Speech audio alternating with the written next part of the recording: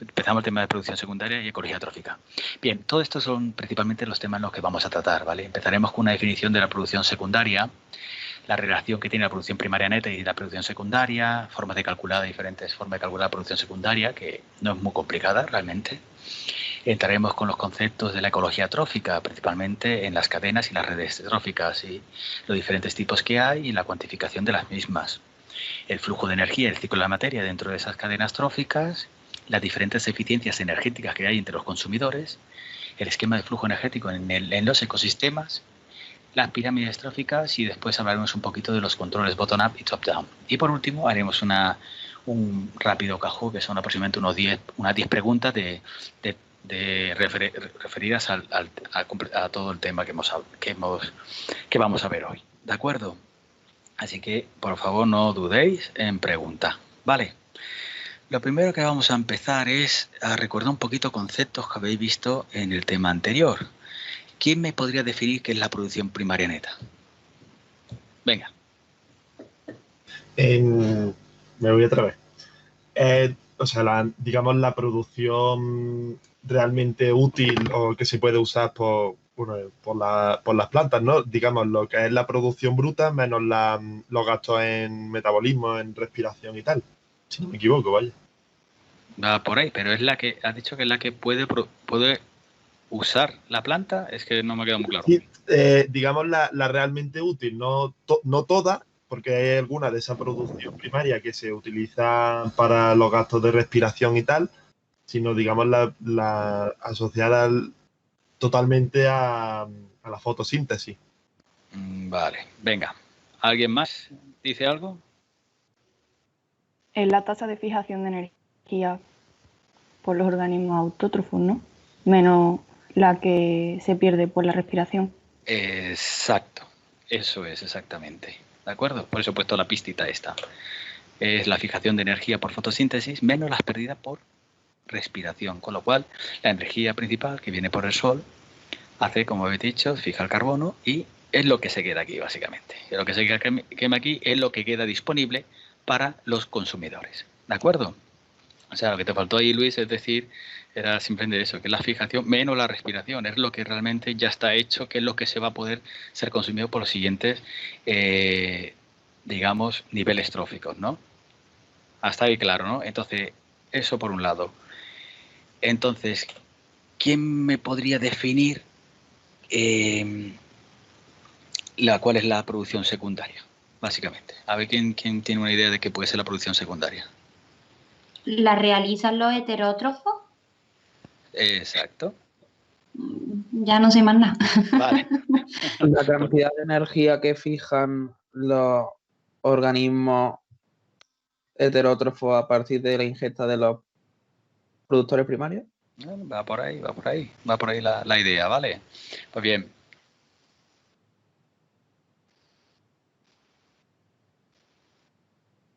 Ahí va, muy bien. Vamos escogiendo, más o menos tenéis una idea aproximada de lo que puede ser. Pues bien, como bien habéis dicho, voy a conectar esto. Tenemos la producción primaria neta, que es lo que realmente puede llegar a ser consumido. Realmente es la energía disponible para el componente heterotrófico del ecosistema, ¿vale? Entonces, una vez que es ingerida por los herbívoros, en este caso sería el primer nivel, esta energía llega a los animales, ¿no? Entonces, parte de la energía que ingieren de esta producción primaria se expulsa directamente del cuerpo en forma de desechos, ya sea como orina o excrementos, ¿no? Y después hay una parte de energía que es asimilada. De la parte de energía asimilada, gran parte se emplea para el metabolismo y la respiración y parte para el mantenimiento del propio organismo, pastar para alimentarse, el desgaste corporal de carreras, el trabajo muscular, etc.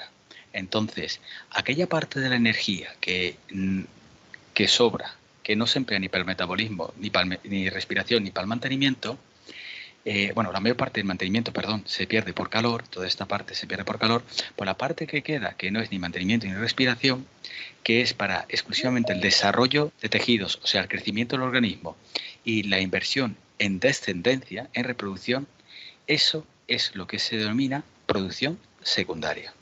¿De acuerdo? Os queda bien clarito el concepto, ¿verdad? ¿Puedes repetirlo? Que es que se me ha ido un segundo el internet y no lo escucho bien. Que, a ver, ¿por dónde voy? Que eso, que dime. ¿Qué es descendencia? Descendencia, perdón. Descendencia. Hay que quitarla ahí, que es una errata. Es decir, espérate, las cosas vamos a hacerlas bien, ¿no? Para que no haya líos después.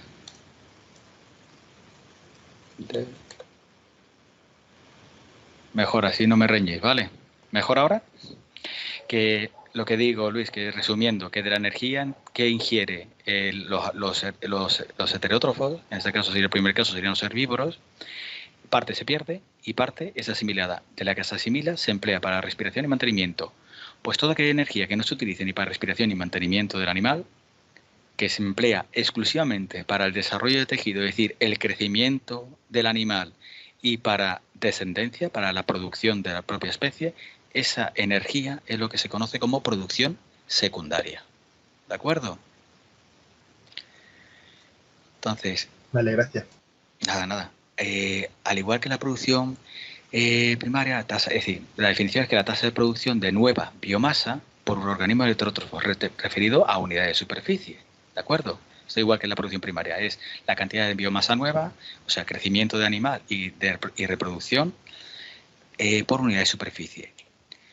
Cuando en la producción secundaria por unidad de superficie lo ponemos por unidad de tiempo, se conoce como productividad, ¿vale? Y esta alcanza su pico cuando la tasa de natalidad de la población y la tasa de crecimiento de los individuos se encuentran al máximo valor, porque básicamente es biomasa y reproducción, con lo cual máximo con tasa de natalidad elevada y con la tasa de crecimiento de individuos elevada, porque necesitamos, por decirlo así, que crezcan los animales y que haya descendencia, ¿de acuerdo? Y las unidades son en kilojulios por metro cuadrado año o kilogramos de biomasa por metro cuadrado año, ¿vale? Mirad, estoy escuchando gente entrando en clase. Yo sé que hay alguien que le está dando a aceptar, así que os agradecería que siguierais dándole a aceptar cualquiera que vaya entrando, ¿de acuerdo? Lo estoy haciendo muy bien. Carlos. Dime. ¿Las unidades estas son de la producción primaria o de la productividad? Esto es producción, es decir, producción secundaria, no primaria, ¿eh? Esto sería producción secundaria. Es decir, la producción secundaria es por unidad de superficie, la productividad es por unidad de superficie y tiempo, ¿de acuerdo? Es cuando ya, es decir, la producción secundaria por unidad de tiempo es la productividad, ¿de acuerdo? Generalmente la productividad, es decir, la producción secundaria la puedes medir en un punto concreto, pero generalmente la productividad la mides en un intervalo, ¿de acuerdo? Ahora lo veremos. Es decir, vale. ¿Cuál es la productividad secundaria de un bosque, por ejemplo, si solo tenemos ciervo? Pues miras el tiempo A, mira biomasa en tiempo A y mira biomasa en tiempo B. Pues el incremento, ¿sabe? Esa es la productividad, el incremento que ha tenido. Que ahora, insisto, vale. ahora lo veremos, ¿vale? Pues bien, como bien podéis suponer, la producción secundaria depende, obviamente, de la producción primaria para obtener energía. Por tanto, la producción primaria funciona como un limitador de la propia producción secundaria en el ecosistema. Vale, y aquí os pongo un par de ejemplos en dos sistemas completamente diferentes. Aquí tenemos un sistema en océanos, un trabajo que se hizo con zooplancton, y aquí con grandes mamíferos en un parque africano. Vale. En ambas está representada, por un lado, en el eje de las is, la producción secundaria, ¿de acuerdo? ¿Ves que es producción secundaria? Porque es kilojulios por metro cuadrado, no está puesta a unidad de tiempo. Aquí, por ejemplo, está puesta la productividad, pero al fin y al cabo, eso sí, la única diferencia es por intervalo de tiempo, es una tasa. Bien, aquí se ve que la producción de zooplancton está directamente relacionada con la producción en este caso sería la producción primaria, que es por fitoplancton. ¿Vale? Es muy, muy claramente relacionado. O sea, mayor cantidad de fitoplancton, mayor cantidad de zooplancton. Y en el caso de los grandes herbívoros africanos, aquí abajo está representada la lluvia, pero porque la productividad primaria está directamente relacionada con la lluvia. O sea, al fin y al cabo es prácticamente lo mismo. Y se ve que a mayor cantidad de lluvia, o sea, a mayor cantidad de producción primaria, mayor productividad de los herbívoros, ¿vale? ¿Alguien me podría decir, aparte de esta relación positiva, qué puede implicar esto? Que aunque lo vamos a ver más adelante y ya lo he anunciado en las partes que vamos a hablar del tema. O sea que a menos producción primaria, menos secundaria, a más primaria, más secundaria. ¿Qué? Relación positiva, ¿no? Ahí está. ¿Qué tipo de regulación sería esta? ¿O qué tipo de control? Botón, o sea, de abajo arriba, ¿no? Ahí está. ¿Botón qué? Bottom up. Muy bien. Eso, Así me gusta.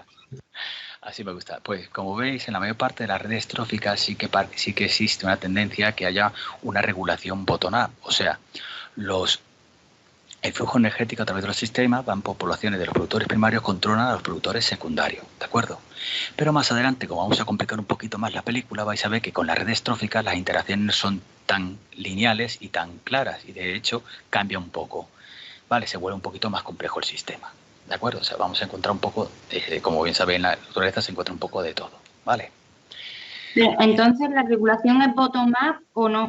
Porque General. en este caso sí, pero como luego dice que se va a complicar. Claro, pero en general sí, existe una regulación prácticamente en casi todos los sistemas. Es decir, esto no es esto no es blanco y negro. Esto, tú tienes que estudiar un sistema para saber qué tipo de regulación está ocurriendo en ella, ¿vale? Entonces, Vale. En general, la mayor parte de las relaciones que hay entre producción secundaria y primaria es que la secundaria depende de la primaria. Pero hay circunstancias en las cuales no ocurre así, ¿vale? Pero Vale. estos son procesos que ocurren realmente en la naturaleza. Es el más común, pero también ocurren otros que no son tan excepcionales, es lo que os quiero decir, ¿vale? Pero recordar, esto es ecología, aquí no hay blanco y negro, aquí hay 1.000.000 de escala de grises. Entonces simplemente hay que conocer todas las posibilidades que pueden ocurrir para cuando vayas a estudiar un sistema, sepas que puede, en función de los datos que vas recogiendo, qué puede estar ocurriendo para interpretar qué es lo que está ocurriendo en ese sistema en particular. ¿De acuerdo? Carlos, ¿puedes repetirlo, aunque sea rapidillo? Es que me ha surgido un imprevisto y he tenido que desconectar un poquillo. ¿Cómo? Es que no sé por dónde te has quedado. Nada, es que me he quedado al principio de esta presentación, entonces no he dicho nada. ¿Al principio de esta presentación, de esta diapositiva o de la presentación Sí, de entera? esta diapositiva, ¿no? No, que simplemente, ya rápidamente, recapitulando. Aquí está representada productividad secundaria o producción secundaria, dependiendo si está por unidad de superficie, unidad de superficie y tiempo. Esto es productividad, esto es producción. Y entonces, independientemente de que sean océanos o sean ecosistemas terrestres, la mayoría de los casos siempre hay una relación entre que la producción primaria limita la producción secundaria. O sea, a mayor producción secundaria, que diga primaria, mayor secundaria. Es lo único que estoy diciendo. Pero que existen excepciones, y es lo que los compañeros han dicho, que esto esto sería una regulación bottom-up. O sea, los niveles inferiores tróficos regulan a los niveles tróficos superiores. Pero que en naturaleza no siempre ocurre así. Esto es lo más general, pero hay ocasiones en lo que ocurre justamente al revés, que lo veremos más adelante. Y lo que estoy diciendo es que la naturaleza no es blanco y negro, que bueno, estamos dando aquí una clase y viendo conceptos, no es que esto ocurra así o esto ocurra así. Puede ocurrir de todo, hay una gran escala de grises en la naturaleza, con lo cual lo que hay que tener es la mente abierta, conocer qué posibles escenarios podemos encontrarnos para cuando tú estudies un hábitat o un ecosistema o un sistema en particular, puedas, basado en los datos, puedas interpretar qué puede estar ocurriendo, ¿vale? Eso es lo que efectivamente quería decir. Pero que obviamente existe un control, es decir, un control o una regulación de la producción secundaria o la productividad por la producción primaria, porque es el escalón inferior. Eso es lo más general, ¿de acuerdo? Vale, muchas gracias. Bien, nada, no os preocupéis. Bien, ¿cómo se calcula la producción secundaria? Pues como ya lo adelanté antes, tenemos una biomasa en un momento 1, en este caso sería biomasa en el tiempo 1, y aquí tenemos, después de un tiempo que ha pasado, la biomasa de un hábitat en particular en el tiempo 2, ¿vale? Obviamente estamos hablando de heterótrofos, con lo cual simplemente sería la diferencia que hay entre la biomasa en el momento 2 menos la biomasa entre el momento 1 dividido por el tiempo que ha transcurrido. Y eso va a dar kilogramos hectárea por año. Vale, pues yo aquí tengo una superficie y mido cuánta biomasa, digamos en este caso animal, hay, por ejemplo. Si quiero saber la producción secundaria de ciervos. Al cabo de un tiempo, imaginaos de un año, mido cuánta biomasa queda. ¿Cuánta biomasa hay? Pues la diferencia dividido por el tiempo que ha transcurrido me da la producción secundaria. Así de sencilla. Y, profesor, entonces aquí como está por tiempo no es productividad, o sea, Esto es sí, productividad. es productividad, exacto. Vale, pero Vale, que entonces. al fin y al cabo es lo mismo, simplemente en productividad metes la tasa de tiempo, ¿vale? Pero sí, sería productividad. Vale. Bien.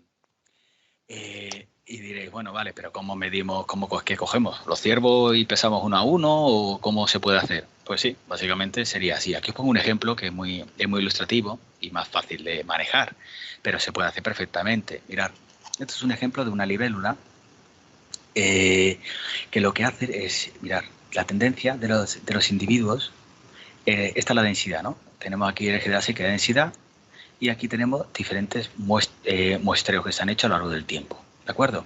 Entonces, la densidad de la libélula va disminuyendo a lo largo del tiempo, ¿de acuerdo? Sin embargo, la masa de los individuos, es decir, desde que eclosionan, el hatching es eclosionar, ¿no? Pues desde que eclosionan, comienza a aumentar la masa individual de cada individuo. Obviamente, porque imaginaros un libélula que pone muchísimos huevos, con lo cual tengo una densidad elevada. A medida que va pasando el tiempo, esos individuos van muriendo, con lo cual la densidad va disminuyendo, ¿de acuerdo? Pero sin embargo van creciendo, con lo cual esto es la masa individual, ¿vale? Se captura, pesas a la libélula, la sueltas. Entonces, a medida que va pasando el tiempo, van creciendo. Entonces, si yo quiero en un momento particular, determinar la producción secundaria, pues digo, pues quiero saber la producción secundaria que hay entre el momento 6 y el 7, ¿vale? En la zona sombreada esta. ¿Qué tengo que coger? Pues tan fácil como ya tengo la densidad. La densidad sería el número de individuos por hectárea. Y tengo la masa corporal individual. Entonces, pues simplemente lo que haces es, como es un periodo un periodo de tiempo, pues coges la media de la masa individual de los individuos entre los dos periodos y la media de la densidad entre los dos periodos para coger el punto medio, digamos. Pues el producto de estos dos, de la media de la diferencia de la densidad y la diferencia de la masa individual, pues te da la producción secundaria. Básicamente está puesto aquí en este recuadro. O sea, yo tengo el momento, el primer periodo de captura, que es el 30 de mayo, y la densidad de 279 individuos por metro cuadrado. Esta es la densidad. El peso medio de cada individuo es 0,079 miligramos. Y voy al siguiente periodo. Sería 172 la densidad y 300 y 0,34 el peso. Habéis visto que ha crecido. Si yo quiero sacar la productividad o la producción secundaria de este periodo, pues hago la media de la densidad y la media del peso. Y al multiplicarla me da la producción. ¿De acuerdo? Que estaría medida en miligramos por metro cuadrado. Si veis las unidades. Entonces, si esto lo hago a lo largo de todos los periodos y hago el sumatorio de toda la producción, me da la productividad del año entera. ¿Veis? Que simplemente sería el sumatorio de toda la producción a nivel mensual.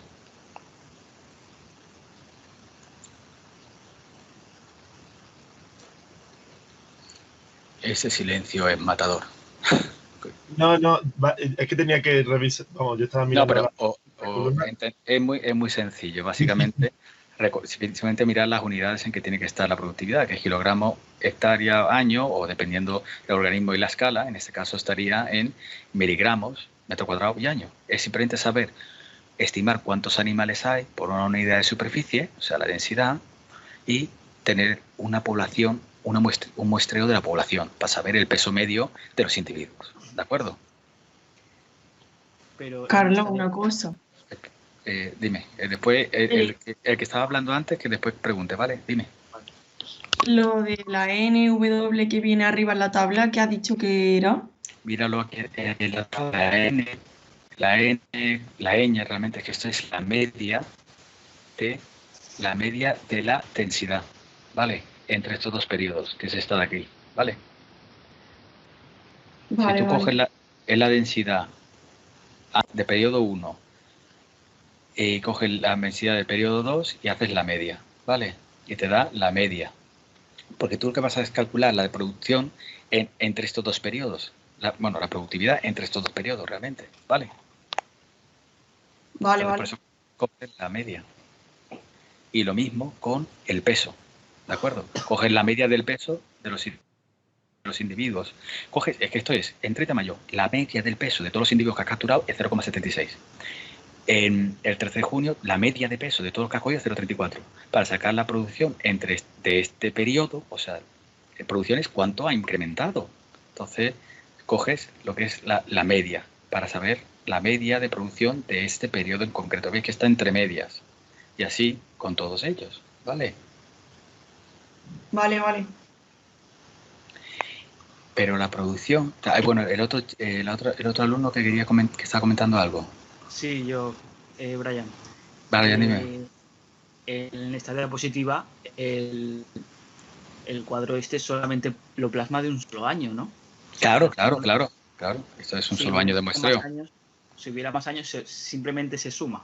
Claro, se sigue sumando. Sí, realmente la producción secundaria no es muy complicada de estimar. De hecho, yo tengo datos, y este año lo pasado no me he dado tiempo, pero yo tengo datos porque yo he estado capturando, por ejemplo, durante la tesis, conejos durante varios meses, y es simplemente tengo tengo el peso medio de los animales y tengo también y también calculo la densidad, con lo cual simplemente con esos dos ya puedo calcular la producción secundaria que he tenido del nivel de herbívoro, en este caso sería conejo, ¿vale?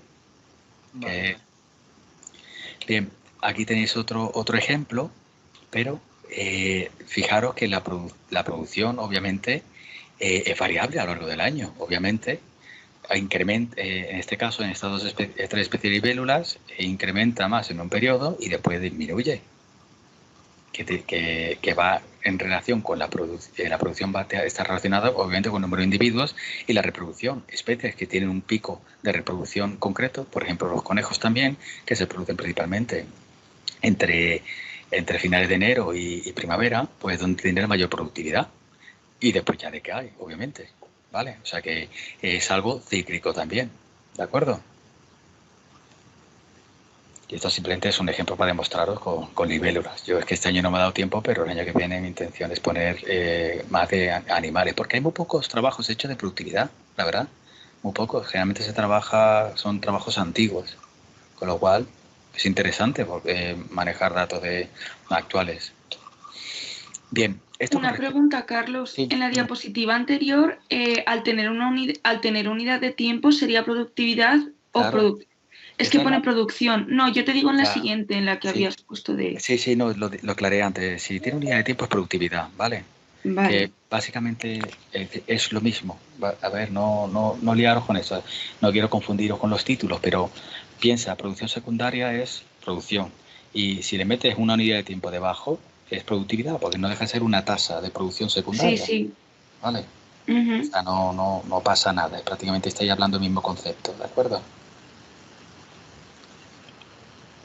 ¿Vale? Sí. Bien. ¿Alguna duda más? Porque esta es con respecto, por ahora, a producción secundaria, ¿de acuerdo? Y es para pegar el salto a la ecología trófica. ¿Alguna duda con respecto a producción secundaria? Bueno, pues bien, ecología trófica, como todos bien sabéis, trofos viene de alimento o nutrición, ¿no? Entonces, ecología trófica, ¿qué pensáis que puede ser?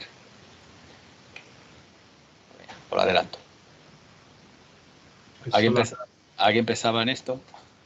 Es el estudio de los flujos de materia y energía que acontecen en la naturaleza. ¿De acuerdo?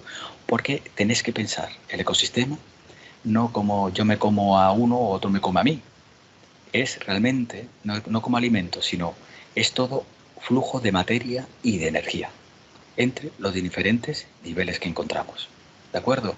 Entonces tienes que empezar a pensar ya el sistema como simplemente transferencia de energía y transformación de energía, al fin y al cabo, y de materia. ¿Vale? Entonces la ecología trófica se dedica principalmente al estudio de este flujo de materia y energía entre los diferentes, digamos, departamentos tróficos. ¿De acuerdo? Y después, estos departamentos tróficos son los que forman las cadenas o las redes alimentarias o redes tróficas. ¿Alguien me podía definir qué es una cadena o una red trófica? Por ejemplo, en un ecosistema, la planta o las plantas que sirvan de productores primarios, los herbívoros que se comen a esas plantas y los carnívoros que se coman a esos herbívoros y ya los descomponedores, ¿no? Vale, ahí me has descrito cómo es una cadena trófica. Te estoy diciendo cómo me la definirías. Conjunto de relaciones entre los individuos que se alimentan uno de otro, que no sé. Oye, pues, mira, ibas bien. Te has venido abajo al final, pero ibas bien, ¿eh? Ibas bien. A ver si otro compañero ayuda. Venga, hombre, hay que mojarse.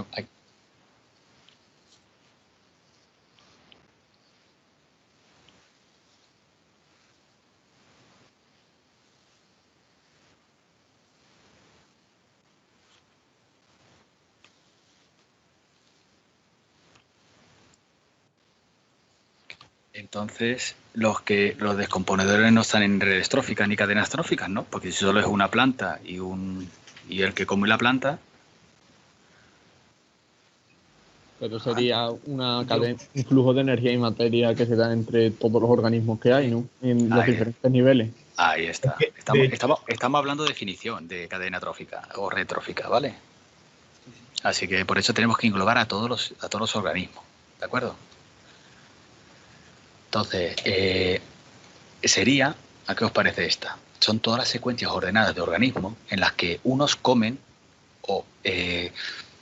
A o comen D los otros, antes de ser comidos a su vez. O sea que puede haber incluso canibalismo también.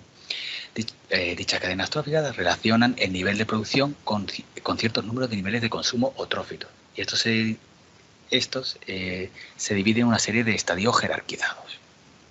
Para hablar de definición como Dios manda, ¿vale?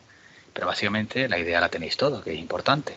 Pero recordar, cuando habléis de definiciones generales, no podemos descartar nada, porque realmente si pensáis que, como vais a ver ahora, existen dos cadenas tróficas principales en la naturaleza. Que ahora lo adelanto un poco, pero vamos a hablar de ello ahora, ¿vale? Bien. Entonces, básicamente, son diferentes secuencias ordenadas de niveles que unos se comen a otros o incluso a sí mismos, ¿de acuerdo? Entonces, y se dividen principalmente en 3 niveles de consumo o niveles tróficos, ¿de acuerdo? A ver, ¿cuáles son los 3 niveles tróficos en que se clasifican? ¿Cuál sería el primero? Los productores primarios. ¿No? La planta. Vamos a generalizar los productores, perfecto. Son los niveles principales, digamos, productores. Son plantas, pero no solo plantas son productores, por eso os digo que tengáis cuidado, porque no solo plantas son productores, ¿vale? Vale. No, pero os digo porque vais a verlo ahora. En su mayoría son plantas verdes, eso es verdad, que son la mayoría plantas verdes, macromicroscópicas, que transforman energía luminosa en energía química, pero no son exclusivamente plantas, ¿vale? ¿Qué más? Los siguientes. Los consumidores secundarios. Vamos a definir. O sea, serían consumidores. Puede haber diferentes niveles de consumidores, que vamos a definirlos ahora. Y por último, ¿cuál sería? Descomponedores. Perfecto. Los descomponedores y transformadores. ¿De acuerdo? Con respecto a los consumidores, encontramos, se distinguen 3 tipos, ¿vale? Por decirlo así. Los consumidores de materia fresca, en el cual encontramos consumidores de primer orden o primarios. Son aquellos que subsisten directamente de los productores. Esto incluye herbívoros, parásitos vegetales o animales de plantas, ¿de acuerdo? Después encontramos los consumidores de segundo orden o secundarios. Se trata de los carnívoros que comen a los herbívoros, ¿de acuerdo? A los consumidores primarios. Y por último tenemos los consumidores de tercer orden o terciarios, que son los carnívoros que comen a otros carnívoros, ¿de acuerdo? Los consumidores de segundo y de tercer orden se les llama también depredadores, ¿de acuerdo? Capturan sus presas o bien al vuelo, a la carrera, a nado, o bien son parásitos de animales de vida más o menos sedentaria. Todos esos entrarían dentro de lo que son los depredadores, ¿vale? Y por último, tenemos los descomponedores. Los descomponedores y en particular los detritívoros, que son aquellos consumidores de materia muerta o saprobios y se nutren de cadáveres, de residuos o de excrementos, ¿de acuerdo? Y estos, a su vez, se pueden dividir en carroñeros o necrófagos, esos son los que comen cadáveres de alimentos aún más o menos frescos o poco descompuestos, los saprófagos, que son consumidores de plantas o animales más o menos ya alterados, y por último los coprófagos, que son los que, como bien sabéis, son consumidores de excrementos de animales, ¿de acuerdo? Esto en cualquier libro de ecología viene bien descrito, simplemente para clasificarlo bien. ¿Os parece? Simplemente comentaros que no voy a hablar hoy de descomponedores porque hay un tema exclusivamente dedicado a la descomposición y a los transformadores, ¿de acuerdo? Porque, como veréis hoy, es una de las partes más importantes del ecosistema. ¿De acuerdo? Bien.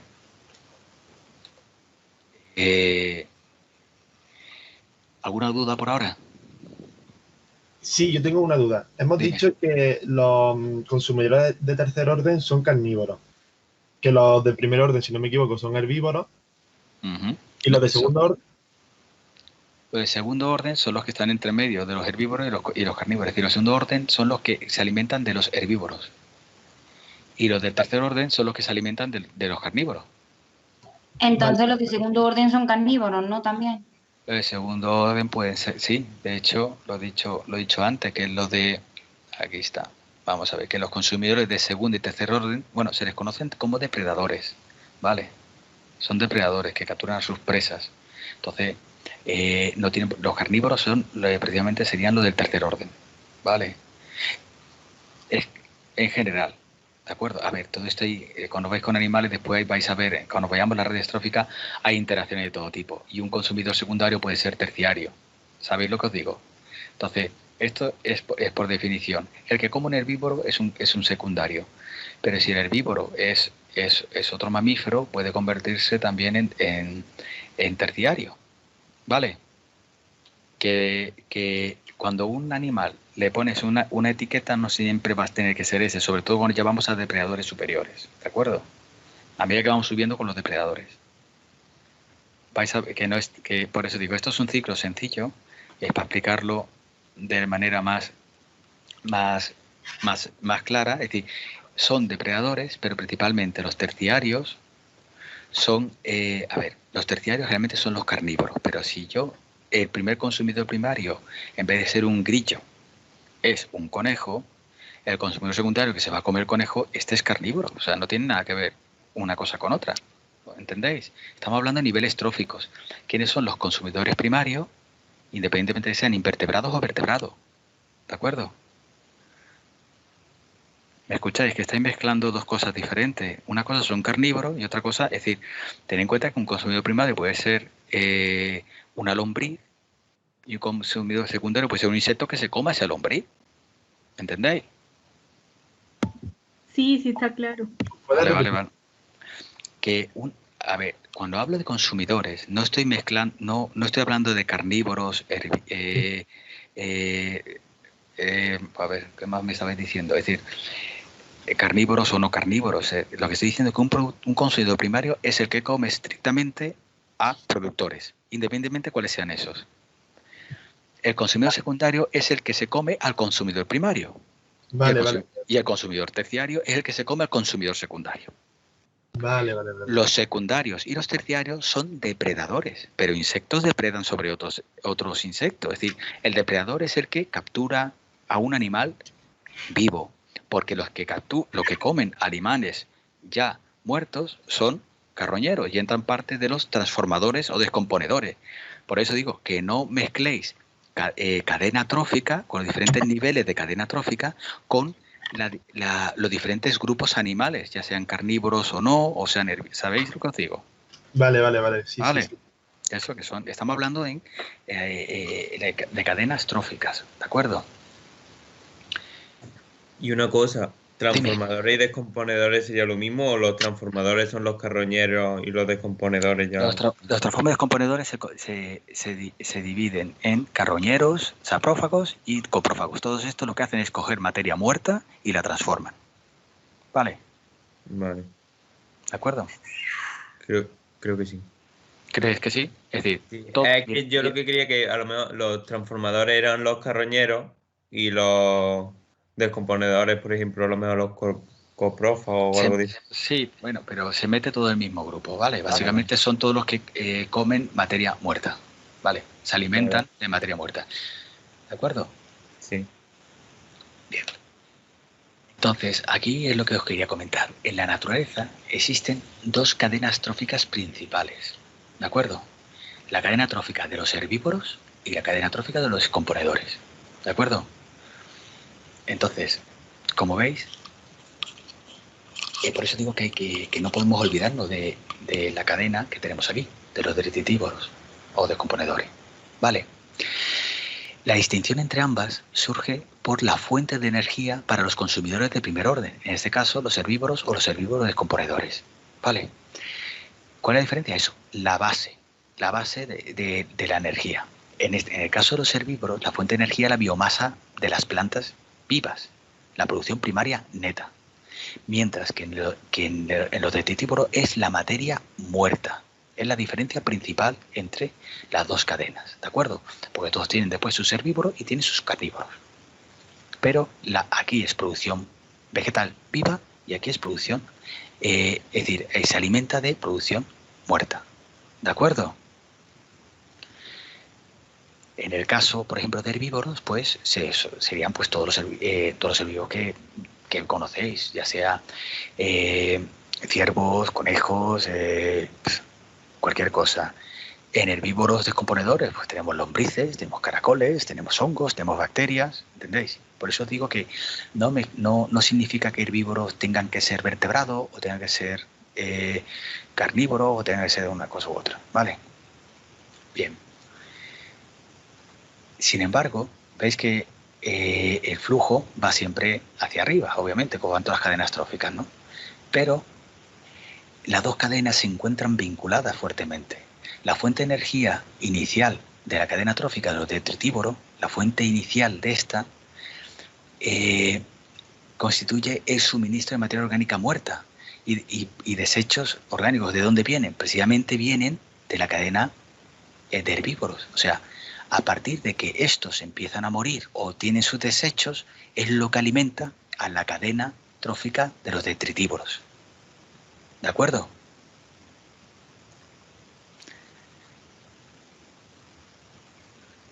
¿Entendéis? Sí. Vale, perfecto. Entonces, ambas cadenas están relacionadas, ¿no? No actúan por separado. Totalmente, porque si os fijáis, si no hubiera esto, estaríamos cubiertos de cadáveres, si os dais cuenta. ¿Entendéis?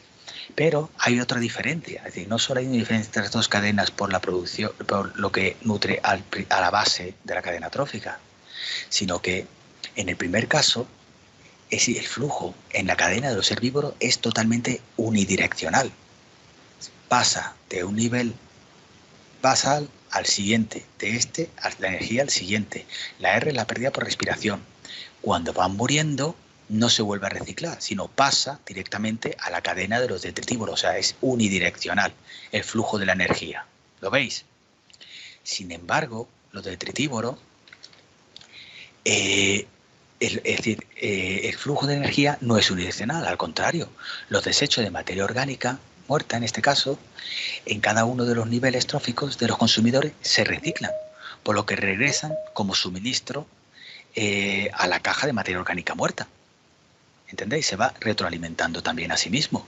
O sea, recibe desechos no solo de su propia, es decir, no solo de la cadena de herbívoro, sino de su propia cadena también. ¿De acuerdo? Y después, aparte, los carnívoros de herbívoros pueden cruzarse, pueden comer los herbívoros de la cadena de detritívoros. Si tengo aquí lombrices, ¿cuántos animales carnívoros, en este caso, que comen a lo mejor algo de algún conejo y se pueden comer lombrices, vamos, los zorros para empezar. O sea que los animales que estén aquí arriba no tienen por qué comer exclusivamente, aquí se ve mejor, no tienen por qué solamente dedicarse a comer los animales que están en su cadena trófica, sino se cruzan entre ellas también, ya en los niveles superiores. Así que principalmente diferencias. Se nutre de materia orgánica viva a materia orgánica muerta, es unidireccional, que nutre a su vez la del herbívoro a la cadena de los detritívoros. ¿De acuerdo? ¿Veis por qué es tan importante esta cadena de aquí? Y las dos aparecen en la naturaleza, no existe una sin la otra. ¿De acuerdo? ¿Alguna duda? ¿El detrito puede ser materia vegetal y animal? Muerta, claro, cualquier materia. Cualquier materia, fijaros que es que este gráfico lo explica muy bien. Entonces, estos son los flujos de energía. Los flujos de energía vivo directo van en naranja. Los desechos o materia muerta va en marrón, que es lo que nutre a la base de la cadena de detritívoros. El detrito es todo materia orgánica muerta, ya sea vegetal o animal. ¿Vale? Vale. Bien. Pues si queréis unas 12:30, ¿queréis que sigamos o que Sigue, que con los Seguimos. retrasos vamos. Vamos retrasados, por eso vamos a seguir. Pues vamos a pasar a las redes tróficas, ¿vale? ¿Qué significa esto? Es decir, estamos hablando de cadenas, pero en verdad las relaciones en la naturaleza, como ya casi se anticipaba aquí, no son totalmente lineales, ya que aquí, por ejemplo, se están cruzando los carnívoros entre las diferentes redes tróficas. Pues bien, decir es eso, que las cadenas tróficas se conectan para formar las redes tróficas. Estas no son lineales exclusivamente. Y las redes tróficas son diagramas no lineales en los que se representa qué come y quiénes son comidos por las distintas especies. ¿De acuerdo? Este es un diagrama muy sencillo que lo explica claramente la diferencia entre una cadena trófica y una red trófica. Lo importante de las redes tróficas es que además explican las relaciones indirectas que puede haber entre los diferentes niveles tróficos. ¿De acuerdo? Las diferentes comunidades difieren precisamente en la disposición de las especies y en las conexiones de alimentación que existen entre los diferentes niveles tróficos, ¿vale? Y esas diferencias tienen consecuencias en la dinámica de las poblaciones que componen la propia red trófica. Básicamente, todo lo que está conectado tiene relación y puede modificar la comunidad en sí, ¿vale? O sea, realmente lo que encontramos en la naturaleza suelen ser sistemas más complejos como son redes tróficas, pero son basadas en cadenas tróficas, ¿de acuerdo? Entonces, esto que lo veis así, dices tú, bueno, ¿y esto cómo se puede cuantificar? Pues, precisamente, se cuantifican. Realmente, cuando hablamos de redes tróficas, igual que cuando se hablan de redes sociales, que no vamos a hablar de redes sociales, pero básicamente la matemática que hay detrás es muy parecida, las redes tróficas se representan así.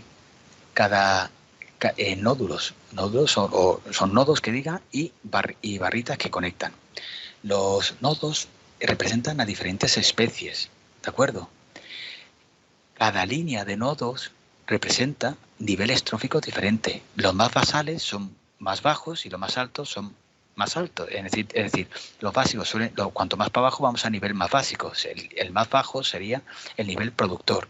El siguiente ya sería un consumidor. Y en función de cuántos niveles hacia arriba, pues tenemos diferentes tipos de consumidores. Recordad que tenemos hasta consumidor primario, secundario y terciario, ¿vale? Esto es una red, estoy representando aquí una red sencilla.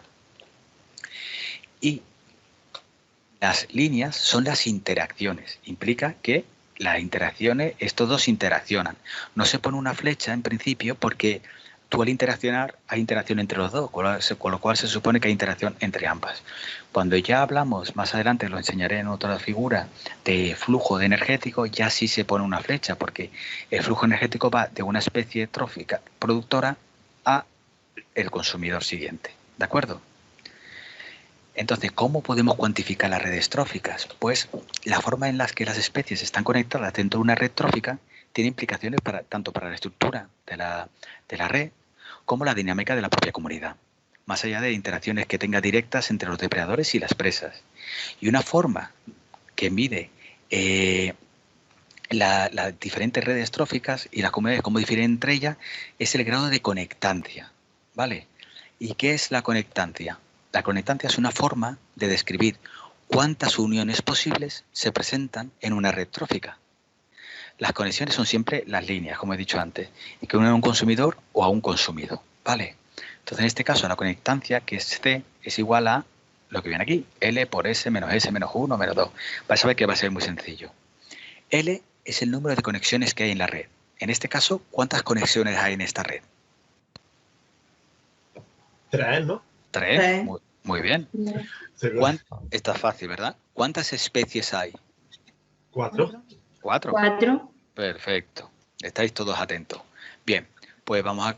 Si tenemos 3 y 4, la conectancia va a ser igual, lo sustituimos. Espera, que se me ha ido el ratón. Y no puedo... Ahora. Lo sustituimos en la fórmula y simplemente obtenemos 3 partido por 6, la conectancia es 0,5. Mirad, el 6 de aquí abajo, o sea, este denominador que tenemos aquí, lo que nos viene a indicar es el número posible de conexiones que puede tener esta red. ¿De acuerdo? Entonces, lo que nos está diciendo del número total posible que podría tener esta red, solo tiene estas 3 de aquí. ¿Entendéis? O sea, básicamente la conectancia es el porcentaje de conexiones que hay del total posible que hubiera. Cuanto mayor sea la conectancia, significa que la red tiene un mayor número de interacciones entre las diferentes especies que compone la red. ¿Vale? Entonces, con un valor numérico puedes comparar con las redes más complejas frente a menos complejas, sabiéndolo con una cifra. ¿De acuerdo? Carlos, ¿puedes repetir la conectancia, la definición? Mira. A ver, sí que te la leo porque así no... Es una forma de describir cuántas uniones posibles se presentan en una red trófica, básicamente.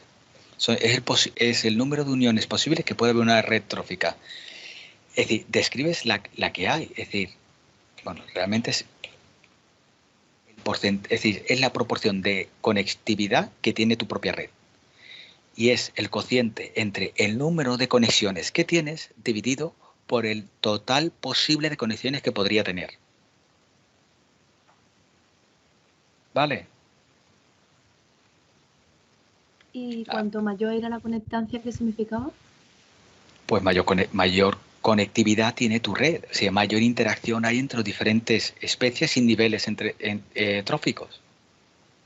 Hace que la red sea más compleja. Es una red más compleja. ¿Entiendes? A ver, aquí, por ejemplo, ¿cuál es el máximo número de conexiones que puede haber? 6, ¿no? 6. ¿Veis que tenemos 1, 2, 3? Faltaría esta con esta, esta con esta y esta con esta. ¿De acuerdo? En este caso en particular, si tenemos 6, la conectancia sería 1. Significa que todos los individuos conectan con una de media con un individuo. ¿Vale? ¿No? 6 entre 6 sería eso, 6 entre 6. Pero ahora mi pregunta, ¿aquí podrían haber más conexiones? Estamos hablando de especies, ¿eh? Quizá una más, ¿no? ¿Cuál? La de el primer nodo de la izquierda del segundo nivel con el nodo de la esquina derecha, ¿no? Quizá. Sí, no, pero imagínate, estoy diciendo, imagínate que está conectado este con este con este y este con este. O sea, tengo las 6 conexiones aquí. Ah, vale. ¿Podría haber alguna conexión más? No, simplemente una plan recíproca. ¿Y qué significaría que...? Bueno, podría haber el doble... No, ¿Qué significa? ¿De conexiones o de especies? ¿De cuántas podría haber más? Esto es especie. Esto es una especie, esto es otra especie. Entonces me estoy preguntando, estos son consumidores, estos son productores. Estoy diciendo, ¿podría haber ¿se podría encontrar alguna conexión más? Sí, porque si, por ejemplo, bueno, en principio... Pero a ver, si me dice que el máximo es 6, podría haber hasta 6 y ya está. En caso de simbiosis, a lo mejor. No simbiosis. A ver si... Exacto. Ahí voy.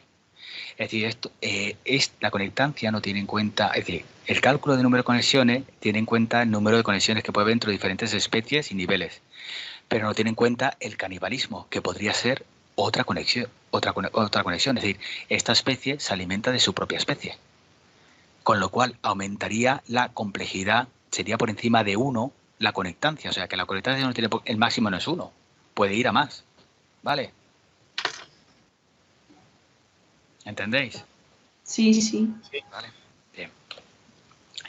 Y por último, otra medida que se toma es la densidad de conexión. ¿Vale? La densidad de conexión, que sería el número de conexiones dividido por el número de especies que hay, es una función de la conectancia y el número de especies de la red trófica.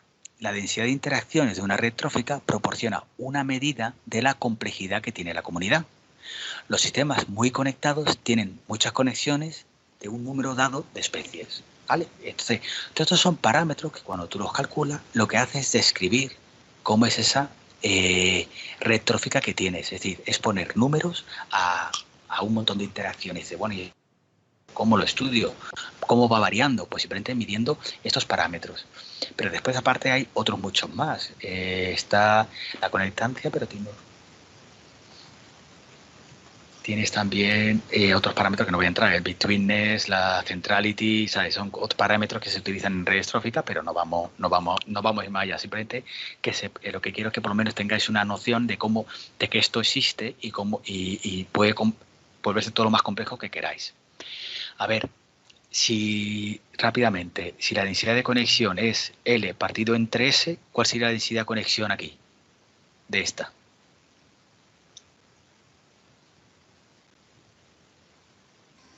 Tres cuartos, ¿no? 3/4 sería de 0,75, ¿vale? Así que venga, ahora todos vamos para entretenernos un poco. Esta red que tenemos aquí, ¿vale? Calcularme rápidamente el número de conexiones, el número de especies que hay y la densidad de conexión. Y obviamente la conectancia. Venga, tenéis 1 minuto para hacerlo.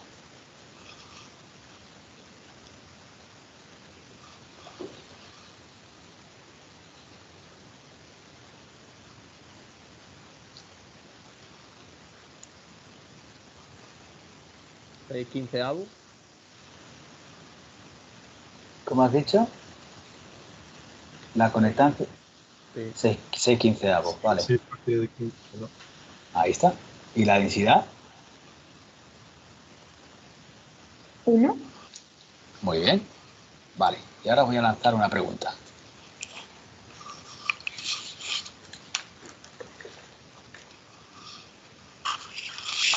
Sí, ¿no?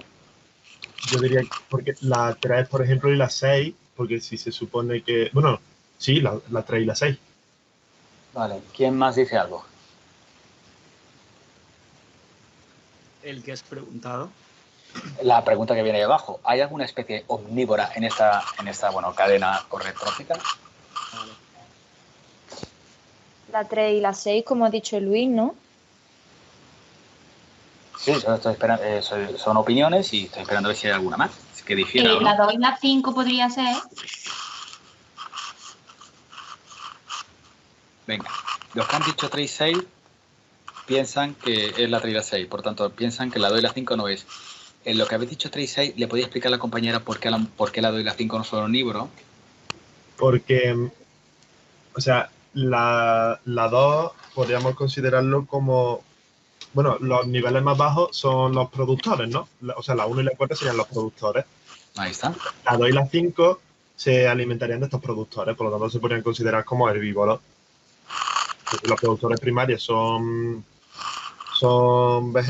especies vegetales. Sí, vegetales. Los 5 son herbívoros. Entonces la 3 y la 6, que como vemos en plan, con la línea vertical, se alimentan de la 3 de la 2 y la 6 de la 5. O sea que por lo pronto son carnívoros, pero como vemos que también hay interacción en diagonal entre la 3 y la 4 y la 6 y la 1, vemos que también pueden alimentarse de los productores primarios.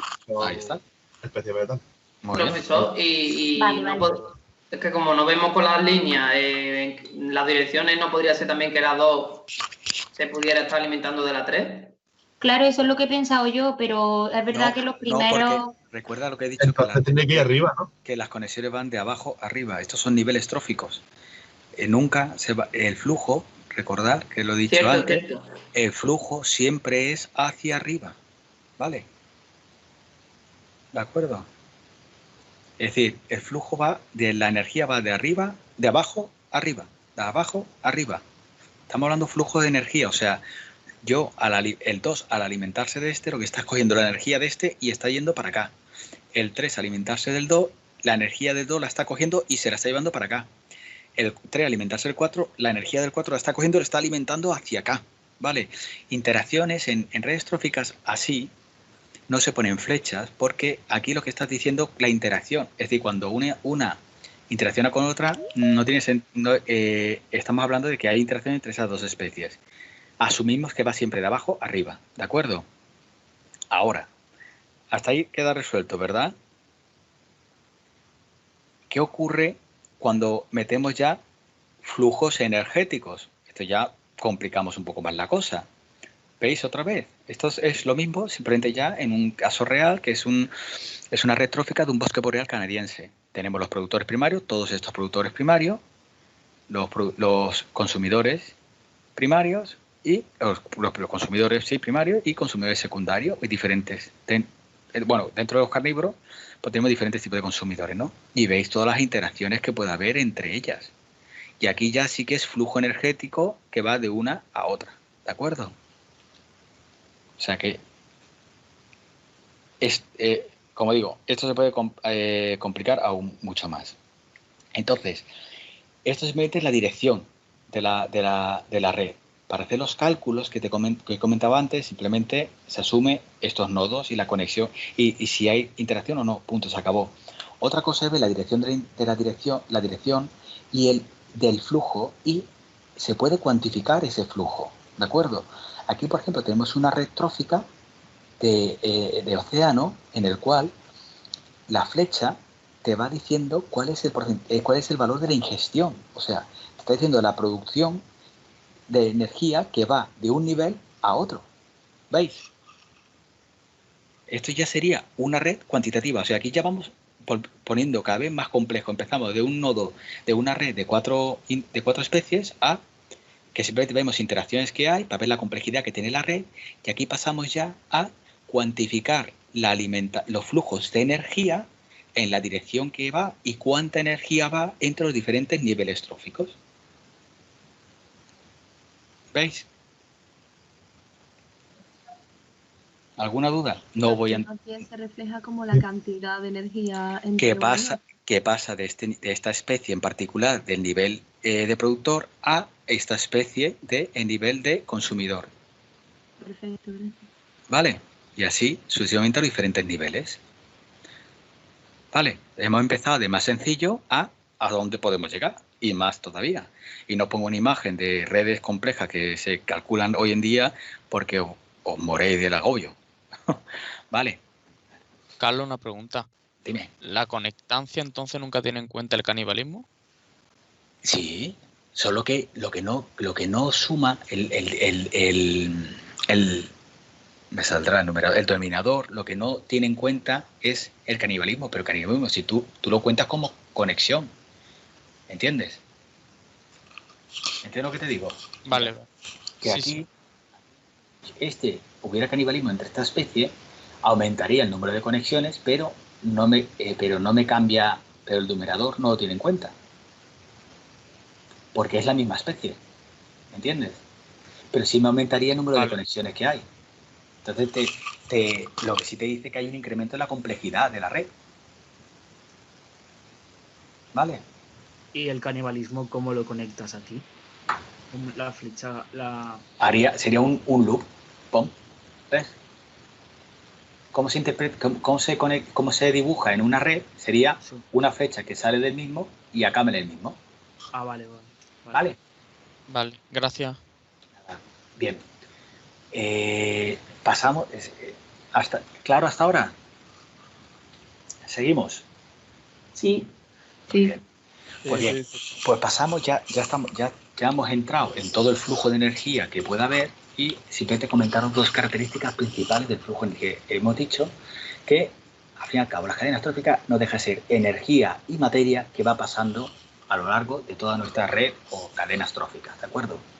Entonces, una cosa que quiero que os quede bien claro es esto. Hay dos cosas diferentes. Por un lado está el flujo de la energía, ¿de acuerdo? Y por otro lado está la materia, ¿de acuerdo? Tenéis que distinguir bien estas dos características. El flujo de la energía es unidireccional, va siempre en un sentido. Yo no puedo devolver energía al sol, ¿entendéis? Yo la energía que he consumido no puedo devolverla a las plantas, no puedo ir para atrás, aquí, del saltamonte a la planta. La energía siempre va hacia adelante, siempre se va pasando de nivel a nivel, ¿de acuerdo?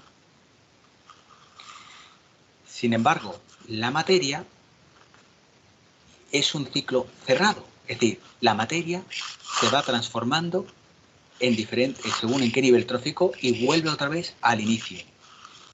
¿Por qué el flujo de energía es unidireccional? Es unidireccional y se va perdiendo, y aquí se ve mejor. El sol es la energía principal, ¿no? Que pasa energía a los productores que usan la energía solar para fijar el CO2 para producir materia vegetal, crecer, produce producción primaria. Durante este proceso, parte de la energía se pierde y se disipa como calor, se transforma en calor, ¿de acuerdo? La materia pasa al siguiente nivel y la que muere pasa a los descomponedores. Aquí ocurre 3/4 de lo mismo. La producción primaria, el consumidor pierde energía en forma de calor y parte de la energía la pasa a los descomponedores y parte de la materia también. La materia, cuando muere el consumidor, la materia de los descomponedores también la pasa a nutrientes inorgánicos que son asimilados por los productores para seguir el ciclo de la materia. Sin embargo, la energía llega un momento en que prácticamente desvanece, desaparece por pérdidas de calor principalmente y para el desarrollo de los propios organismos, ya que los nutrientes no emplean energía para nada. ¿Entendéis? Con lo cual, aquí está no sé, lo he dicho, pero supongo que lo habéis leído. La flecha negra es energía y la flecha blanca es materia. La materia siempre se queda en un ciclo cerrado y la energía es unidireccional, nunca vuelve para atrás y acaba disipándose. ¿De acuerdo? Recordad que en ecología, igual que se emplea el primer principio de termodinámica, que es que la energía ni se crea ni se destruye, se va transformando, pero no se recicla en el sistema, mientras que la materia, sí. El micro está rozando un poquillo. ¿Cómo? El micro que está rozando. Perdona, es que lo he soltado, porque ya se me había dormido el brazo. Solo esperarme un segundito.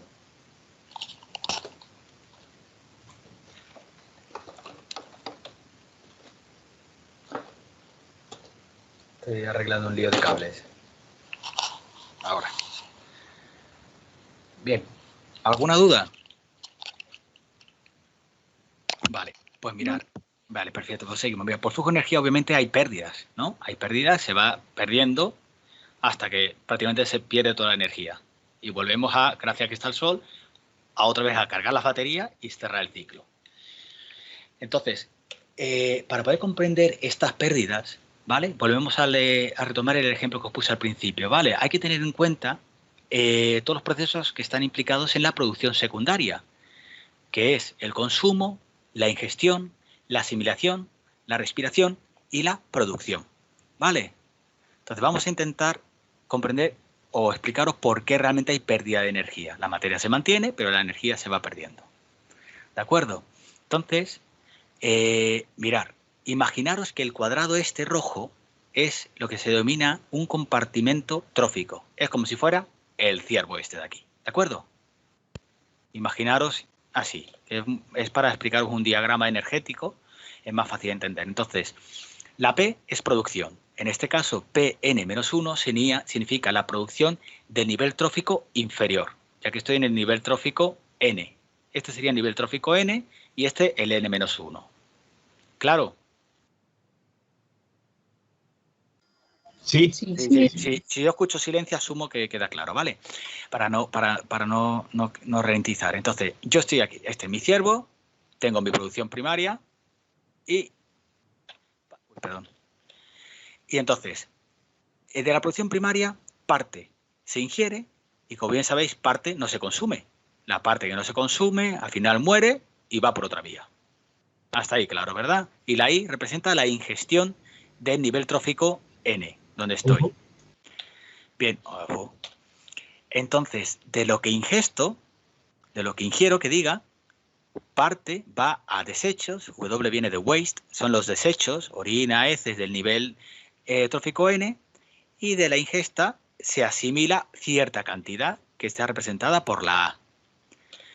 Tanto lo que no se consume y muere como los desechos pasan a otro compartimento, como bien sabéis, que es el de materia orgánica muerta del sistema de descomponedores. Aquí tenemos la cadena herbívoro y aquí tenemos la cadena ya de los detritívoros, siempre relacionadas, siempre están vinculadas.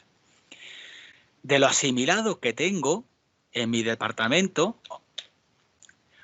parte se pierde, parte de esta energía, que aquí estamos hablando en flujo energético, parte de energía se pierde por respiración y el resto, que no se pierde por respiración ni por desechos, se invierte en crecimiento y reproducción. Y esto es lo que se denomina la producción secundaria. Pero ahora ya es prácticamente repetir en detalle, poniéndole nombres a cada uno de los apartados. ¿De acuerdo? Entonces, obviamente, de la energía que entra, no sale la misma, porque tengo pérdidas por todos lados, ¿verdad? Entonces, existe una serie de parámetros que consiste en medir las diferentes eficiencias que hay, eficiencias energéticas, ¿de acuerdo? Entonces, vamos a definir las diferentes eficiencias de los consumidores. La primera es la eficiencia de consumo. Es la proporción de ingesta, de ingestión, respecto a la producción primaria, a la energía que viene por la producción primaria. O sea, la energía total que viene está dividido por lo que se ingiere, ¿vale? Es la energía disponible que se consume, básicamente. Tiene sentido, ¿verdad? La eficiencia de asimilación es la proporción de asimilación respecto a la ingestión. O sea, cuánto se asimila de lo que se ingiere. Sería A, la energía A dividida por la energía I. ¿De acuerdo? Y constituye una medida de la eficiencia con la que el consumidor aprovecha el alimento. ¿Cuánto aprovecha el alimento? ¿De acuerdo? Que ingiere. Y por último, tenemos la eficiencia de producción, que es cuánta producción realiza, cuánta energía dedica a producción con respecto a la que ha asimilado. Básicamente, sería la producción de N dividido por la asimilación de N. ¿De acuerdo? Y es una medida de la eficiencia con la que el consumidor incorpora energía a la producción secundaria. ¿Vale? ¿Puedes repetir la última? Que la eficiencia de producción es básicamente qué proporción de energía dedica a producción secundaria. Entonces, ¿qué sería? Lo que dedica a producción secundaria dividido entre lo que ha asimilado. Estamos hablando de eficiencia, ¿De acuerdo? Es decir, qué porcentaje de todo lo que asimila, qué porcentaje lo dedica a producción secundaria. ¿De acuerdo? Carlos, ¿puedes repetir el primero? El primero, claro que sí. Eficiencia de consumo es la energía. Es decir, yo tengo un ramo de rosas, imagínate, que te lo vas a comer. Entonces, el ramo de rosas me proporciona 10 kilojulios por ramo. Sería mi unidad. Pues, pero de los 10 ramos, de las 10 rosas que tiene mi ramo, me como 5. Con lo cual, la energía de 5 dividida entre las 10. Es la eficiencia de lo que hay disponible, cuánto estoy comiendo realmente. ¿Qué energía de lo que hay disponible estoy comiendo? ¿Vale? Sí. Estoy ingiriendo, quiero decir. ¿De acuerdo? Sí. Vale. A ver, ten en cuenta que eso son eficiencias. Es decir, cómo optimizan la energía que hay realmente. ¿De acuerdo? Carlos, ¿podrías repetir la asimilación? Voy a repetir todo de nuevo. Mirad, vamos a empezar otra vez. La eficiencia de consumo. ¿Qué es la eficiencia de consumo? Básicamente lo que viene a decir es cuánta energía ingiero del total que tengo disponible. ¿De acuerdo? Estamos hablando de flujo energético, ¿vale? Tenéis que tener en cuenta que estamos hablando de energía. De la energía que tiene un plato de pollo que me voy a comer, cuánto realmente soy capaz de ingerir. Me he comido medio pollo, pues la energía de medio pollo sería medio pollo, la energía de medio pollo dividido entre el pollo entero, esa es la eficiencia que tengo, ¿vale? La asimilación es, la eficiencia de asimilación es de la energía qué energía yo asimilo, ¿vale? Puedo invertir de toda la que he ingerido, porque de la que he ingerido no asimilo toda, ya que parte se pierde por desechos y por orina. ¿De acuerdo? Esa sería mi energía de asimilación. ¿Cuánto realmente puedo emplear en yo vivir, que sería respiración, en metabolismo y demás, y en producción secundaria? ¿De acuerdo? La energía que yo asimilo es la que dedico a vivir el organismo y a reproducirse, básicamente. Y por último tenemos la eficiencia de producción, que sería cuánta de la energía que asimilo, ¿vale? ¿Cuánta puedo dedicar a producción? Es decir, ahí lo que tiene en cuenta es la pérdida que tienes por respiración y mantenimiento del organismo. ¿Vale? Sí, mirad, sí. ¿Os queda claro? A ver, no es complicado, ¿eh? Fijar las fórmulas que son muy sencillas. Simplemente pensar en energía simplemente y es producción. ¿Cuánto hay? De lo que hay, ¿cuánto ingiero de energía? De la energía que ingiero, ¿cuánta realmente asimilo? Pierdo primero por heces y excremento. De la que asimilo, ¿cuánta dedico a producción? Porque necesito parte de la energía asimilada para vivir, para poder mover, para poder, ¿sabes? Respirar y demás. Y la que dedico a crecer y a reproducirme es la energía PN, es producción secundaria. Pues la división entre la producción secundaria y la asimilación me da la eficiencia. ¿De acuerdo? Entonces, dicho esto, eficiencia de producción. Aquí tenéis una serie de taxones diferentes, ¿vale? ¿Cuál creéis que son los taxones que tienen mayor eficiencia de producción? Recordamos eficiencia de producción. De lo que asimilo, ¿cuánto dedico a producción secundaria? Pues en principio los herbívoros, ¿no? ¿Tú crees que los herbívoros producen mucho con respecto a lo que asimilan? Pregunto, ¿eh? No, vale, no. Sí. Claro, los grandes carnívoros, ¿no? O sea, los... A ver, os recuerdo que la eficiencia de producción es la capacidad de un consumidor en convertir la energía que ingiere en producción secundaria. Producción secundaria en plan incluye la descendencia, ¿no? Perdona, en producción. No insectos, ¿no? Porque si... Los consumidores primarios, ¿no? A ver, perdonad, no quiero decir primario ni secundario. La eficiencia de producción se puede estudiar en cualquier nivel trófico, entonces la eficiencia de producción es la capacidad que un consumidor, porque el nivel básico también, las plantas están tomando nutrientes, ¿no? Del suelo y demás, convertir la energía que toma, cuánta de esa energía realmente la invierte en producción. Entonces las plantas, los productores. Las plantas. No, los insectos no, porque por la descendencia sería más producción secundaria, ¿no? Yo creo que insectos también. Bien, ¿quién dice insectos? Que he escuchado por ahí y la verdad que los ganadores son los insectos. Sí, señor, muy bien. Muy bien. Un positivo ahí. ¿Por qué? Vale. O sea, no lo del positivo, sino que porque son los insectos. Porque son así, son los que, es decir, son los más eficientes en invertir la energía que toman en producción. Ten en cuenta que los insectos comen, pero después mira las puestas tan impresionantes que tienen. Como dicen las compañeras. De todas maneras, la eficiencia de asimilación difiere ampliamente entre ectodermos y endotermos también, ¿sabes? Pero sobre todo, lo que está claro es que los insectos son los que tienen mayor. Si te fijas, peces, aves tienen una eficiencia bastante más pequeña. Carnívoros no está mal, estamos hablando del 25%, y herbívoros tampoco está mal. Y las plantas, ¿dónde están las plantas? Es que las plantas no están aquí, porque claro, no estoy yo por aquí las plantas. Claro, porque claro, pues esto sería producción secundaria entonces. Este ejemplo, quiero decir. Claro, estos son todos ya, son consumidores. Sí. Claro, es que no tiene sentido que las plantas tengan eficiencia Bueno, sí, porque ellos tienen producción primaria, estamos hablando de producción secundaria, perdona, de hecho yo lo he picho un lío, con perdón.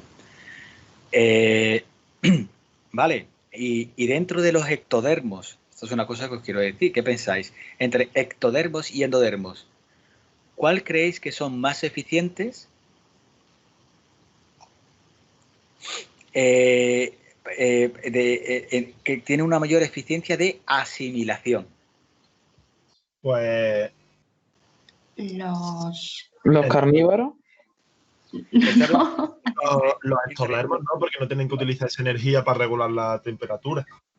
Los ectodermos. De asimilación lo tienen más los endodermos, ¿no? De asimilación tienen más los endodermos. Porque los ectodermos pierden más energía produciendo calor. No, no producen calor directamente, pero, Bueno, pero sí que, es decir, a ver, la eficiencia de asimilación es más elevada, es casi un 80%, en los endodermos. Y en particular los carnívoros, ¿vale? Y los herbívoros están entre el 20 y el 50%, por ejemplo, ¿vale?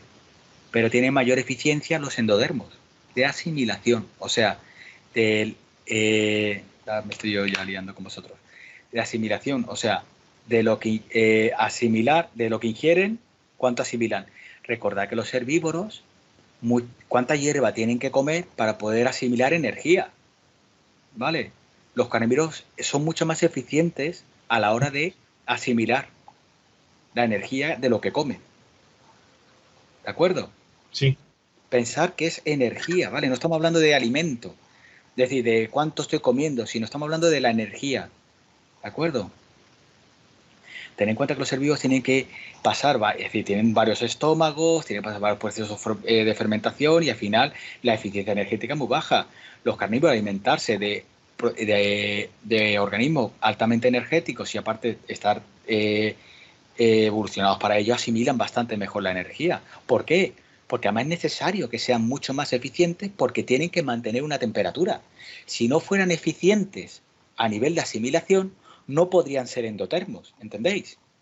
Porque no podrían, tendríamos que estar todo el santo día comiendo. Uh-huh. ¿Veis o no? Claro, pero Carlos, por ejemplo, los ectotermos, por ejemplo, los reptiles, te pongo los cocodrilos, comen una vez y a lo mejor hasta dentro de, no sé, una semana o 2 semanas no tienen que volver a comer. No, pero eso no tiene, porque no invierten energía en calentar, pero es que la energía que tienen es muy poca y por eso están parados. Porque tampoco, su metabolismo también es más bajo. ¿Entiendes? ¿Y los grandes mamíferos, rollo ballena? Los rollo ballena, pues los mamíferos son en general, son endotermos, son bastante, todos los mamíferos en general son bastante eficientes. Pero dime. No, que me refiero en plan su eficiencia comparada con la de otros mamíferos. Pues ahí me pillas, no lo sé. Yo sé que, por ejemplo, no lo sé decir, los ejemplos que tengo, sé que los carnívoros tienen un poco más que los herbívoros y la verdad que mamífero marino no sé cómo estará.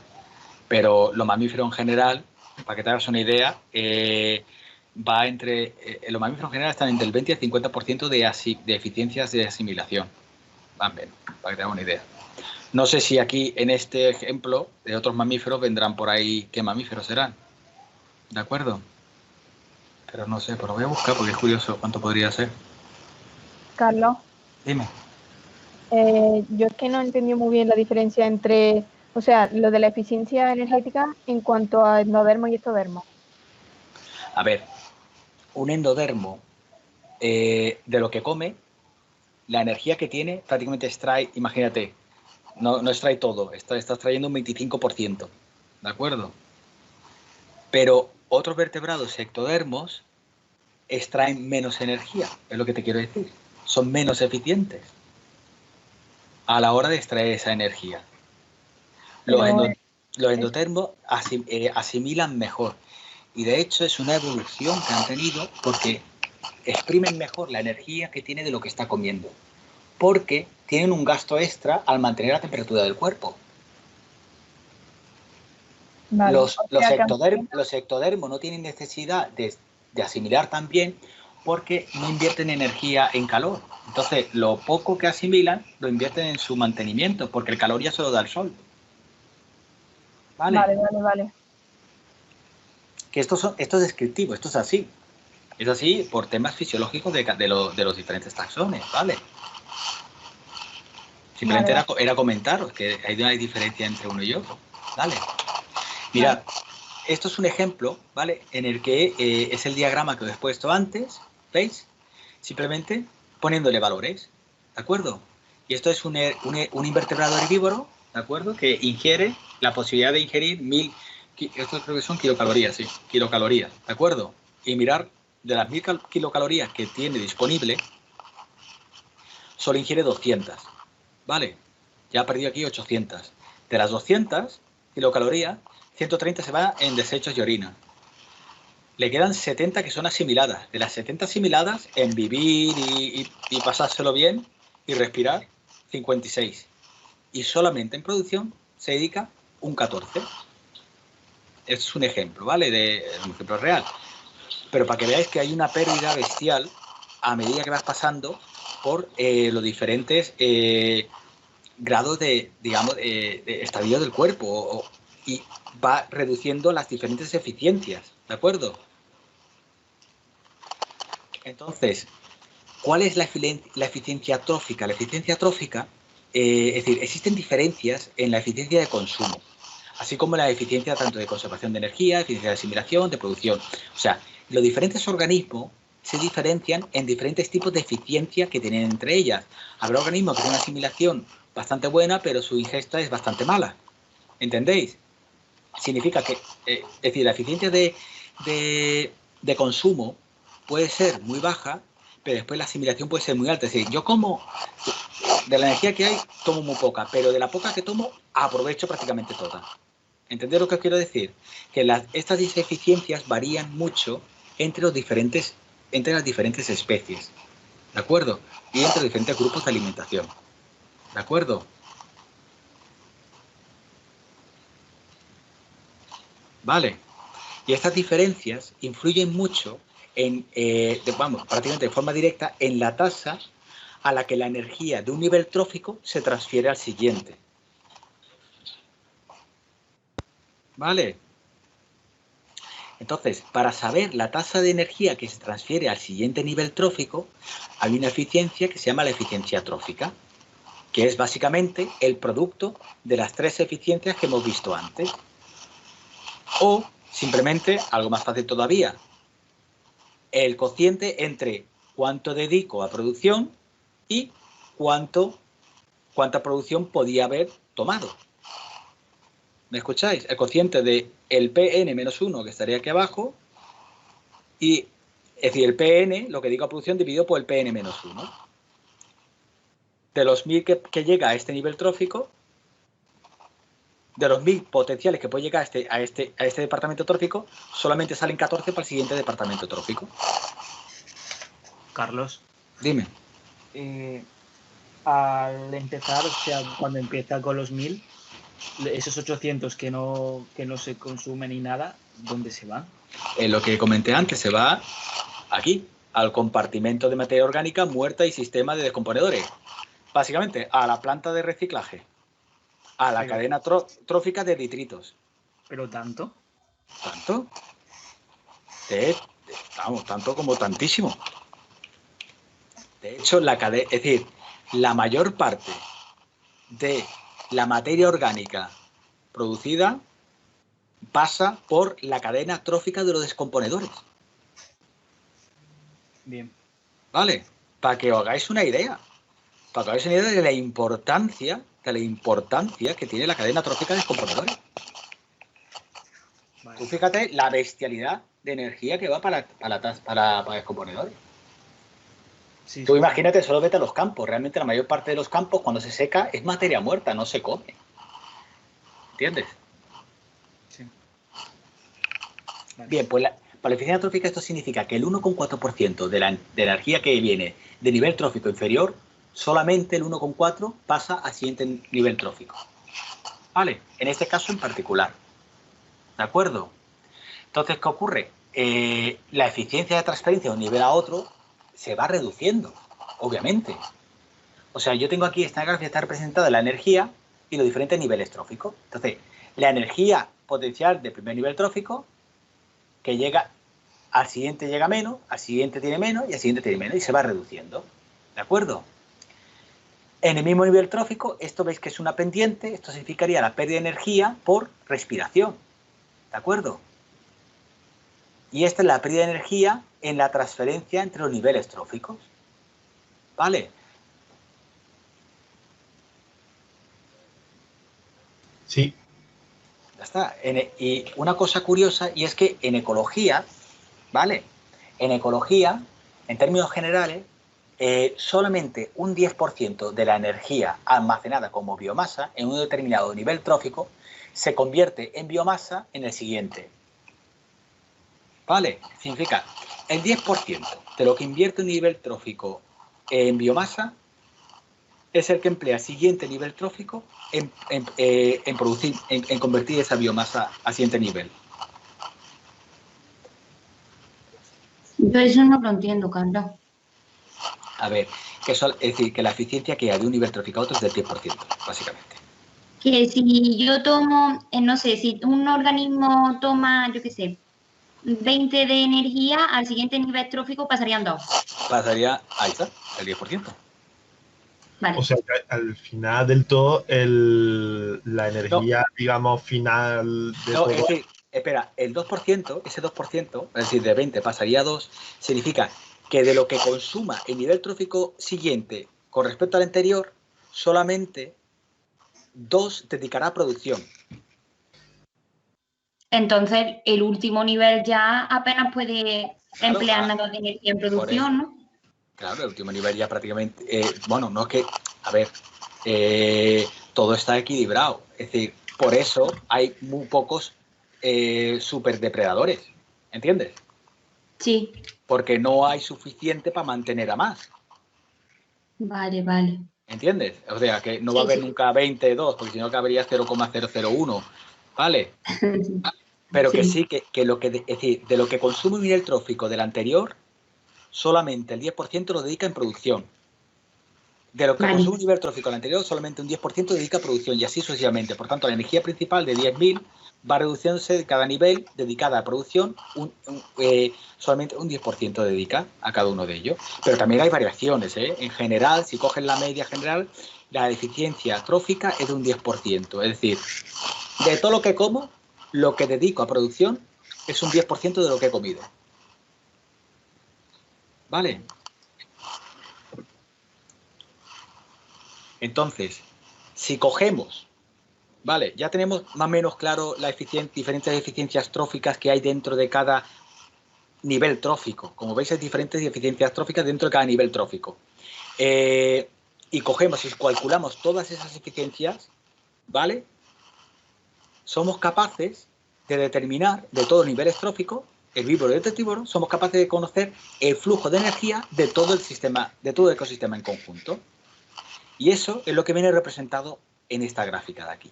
¿Vale?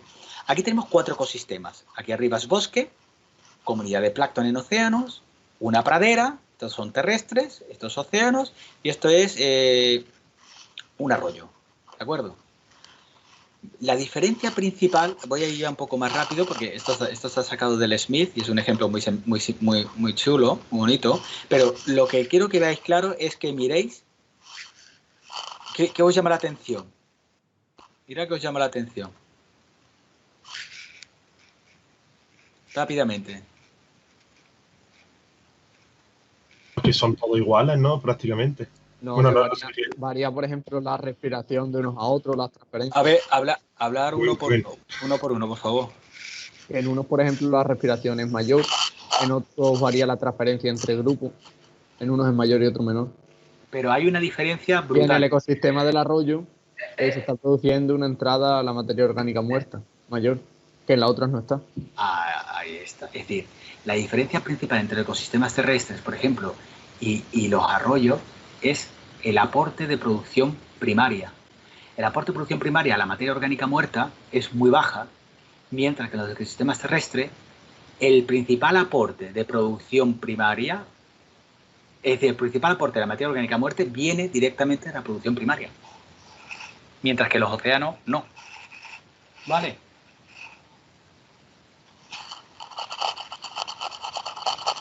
¿Veis que la flecha es muy gorda y aquí es muy, muy, muy pequeña?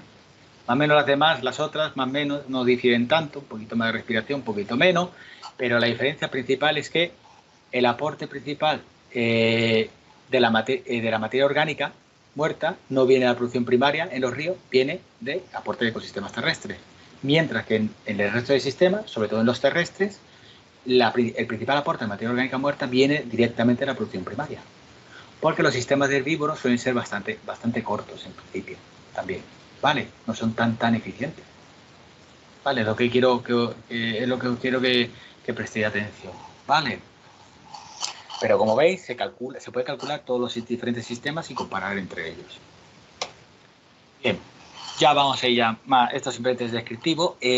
Comentaros que existe una forma también de representar estas cadenas tróficas también, que son los diagramas por niveles o pirámides, ¿vale? En estas pirámides, cada nivel representa, pues, obviamente un nivel trófico. Tenemos los primarios herbívoros abajo, los consumidores y así subimos de nivel. Y las pirámides se suelen representar tanto como números, como biomasa o como energía. Si representar números de diferentes niveles tróficos o biomasa o bien energía. En función de lo que se represente, podemos obtener diferentes formas.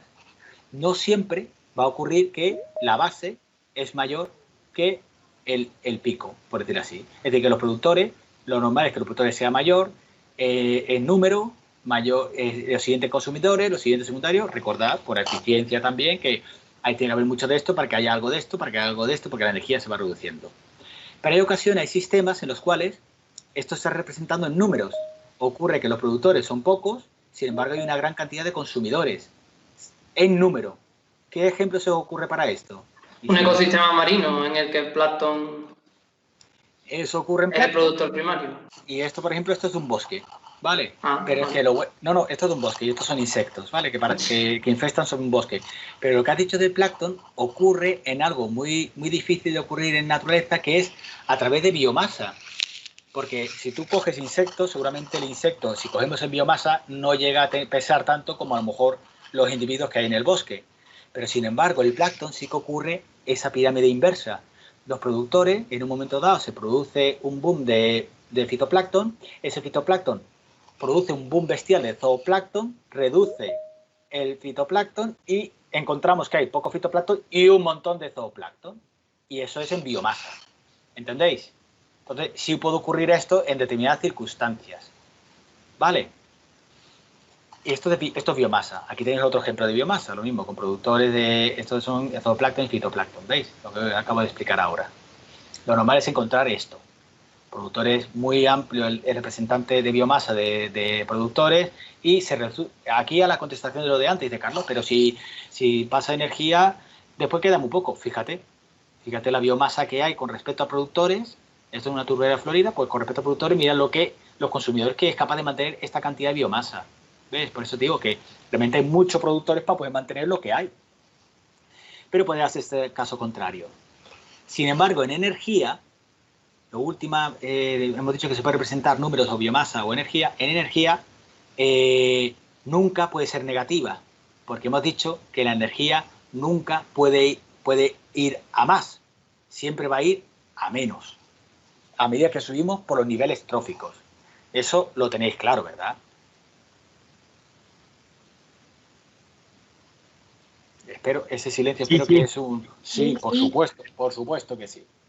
Bueno, y ya simplemente comentaros un par de... Simplemente sabéis que hay dos revoluciones, ya hemos hablado de este bottom-up de antes, que es que la producción primaria controla la producción de herbívoros y limita la producción de herbívoros y a su vez la producción de herbívoros limita la producción de carnívoros, ¿no?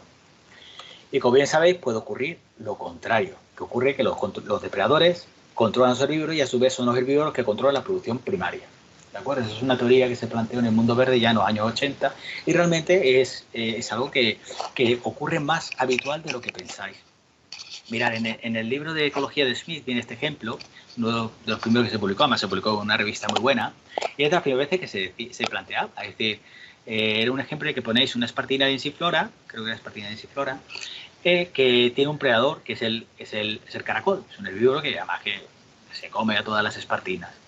Pues precisamente, gracias a la presencia del predador, que tiene un efecto negativo sobre el caracol, hace que las praderas de espartina se dispersaran, es decir, se crecieran bastante mejor. Entonces, la producción de herbívoro, en este caso, está favorecida por la presencia del depredador y no por el estadio, y regula, es decir, en este caso el depredador está regulando el que haya más o menos espartina al controlar el herbívoro.